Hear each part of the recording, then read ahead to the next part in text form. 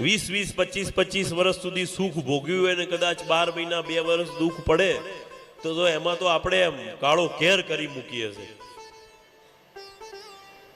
અહીં જઈએ ને તઈ જઈએ ને.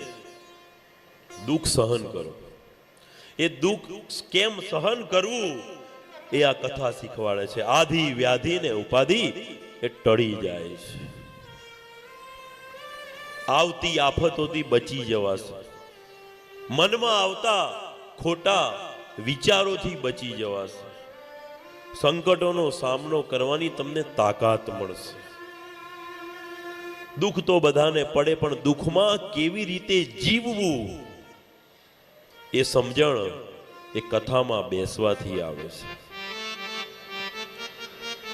અને જો એ સમજણ આવી ગઈ તો આપણા ઘરમાં જે આપણા સંતાનો છે એ આપણા સંતાનોને આપણે સારા સંસ્કાર આપી શકીએ છીએ.